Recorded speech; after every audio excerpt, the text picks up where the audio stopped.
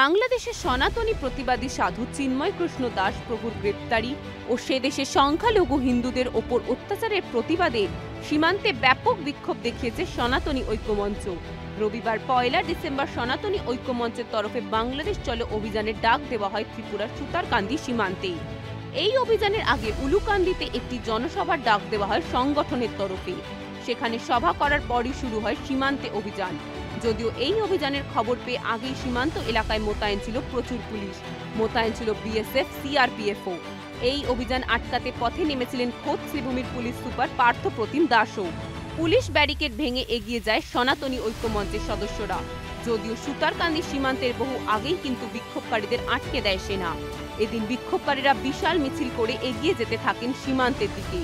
বিক্ষোভকারীরা জয় শ্রীরাম, ইউনুস সরকার হায় হায়, ইউনুস মুর্দাবাদ, নিঃশর্তে চিন্ময় কৃষ্ণ দাস প্রভুর মুক্তি চাই, বাংলাদেশের সংখ্যালঘু হিন্দুদের ওপর অত্যাচার বন্ধ করো, এই মর্মে স্লোগান দিতে দিতে সীমান্তের দিকে এগিয়ে যেতে থাকেন তারা।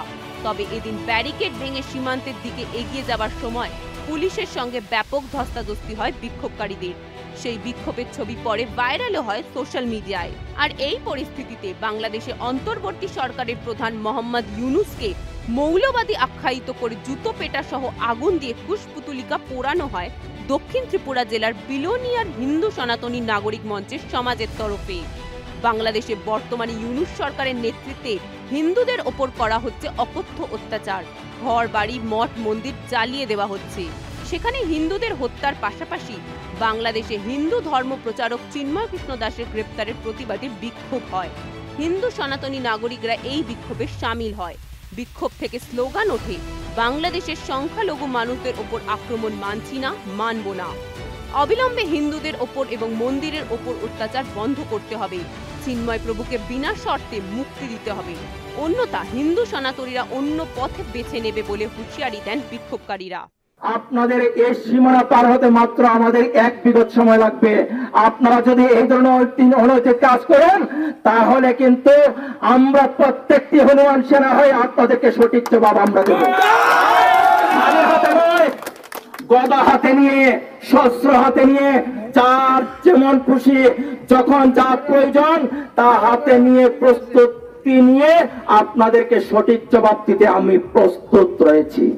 এমনকি সার্জিক্যাল স্ট্রাইক আমরা অতি অবিলম্বে করছি। আপনারা প্রস্তুত থাকুন, চ্যালেঞ্জ করছি সার্জিক্যাল স্ট্রাইক করার জন্য।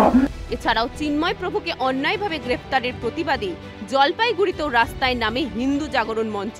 সোমবার 2 ডিসেম্বর দুপুরবেলা হাতে হোল করতাল নিয়ে জলপাইগুড়ি জেলা শাসকের দপ্তরের সামনে জমায়েত করেন তারা। এর আগেও হোল করতাল নিয়ে মিছিল করে হিন্দু জাগরণ মঞ্চের শতাধিক সমর্থক। শেষে জেলা শাসকের দপ্তরে এসে একটি স্মারকলিপি জমা দেন তারা। বাংলাদেশে হিন্দুদের অধিকার ও সুরক্ষার দাবি করেন তারা।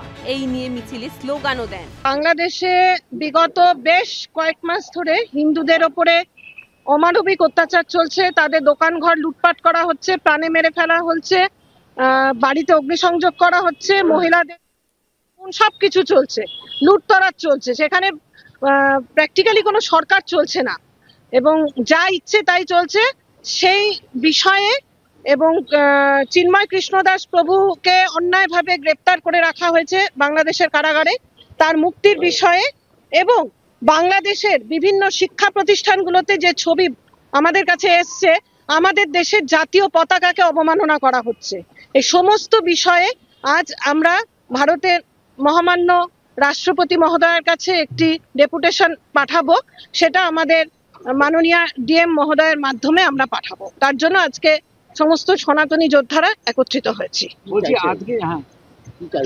আমরা চাইছি ভারত সরকার অবিলম্বে এই বিষয়ের উপর হস্তক্ষেপ করুক এবং এই প্রতিটি বিষয়ে সেখানে যাতে হিন্দুদের উপর অত্যাচার বন্ধ করা হয়, অবিলম্বে যাতে বন্ধ করা হয়, কারণ ওটা তাদেরও মাতৃভূমি, এটা মাথায় রাখতে হবে। ওটা শুধু জেহাদিদের মাতৃভূমি নয়, ওটা বাংলা, ওটা আমাদের হিন্দু ভাইদের, বোনেদের, মায়েদের মাতৃভূমি।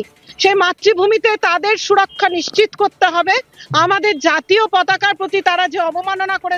এখন প্রশ্ন, এই প্রতিবাদ ও আন্দোলনের মধ্যে কি বাংলাদেশে হিন্দুদের ওপর নির্যাতন বন্ধ হবে নাকি আরো ভয়াবহ পরিস্থিতির দিকে এগিয়ে যাবে? চিন্ময় কৃষ্ণ দাস প্রভুর মুক্তি এবং সংখ্যালঘু হিন্দুদের অধিকার নিশ্চিত করতে আন্তর্জাতিক সমাজের ভূমিকা কতটা কার্যকর হবে। দেখতে থাকুন সুদর্শন বাংলা। জয় হিন্দ, জয় ভারত।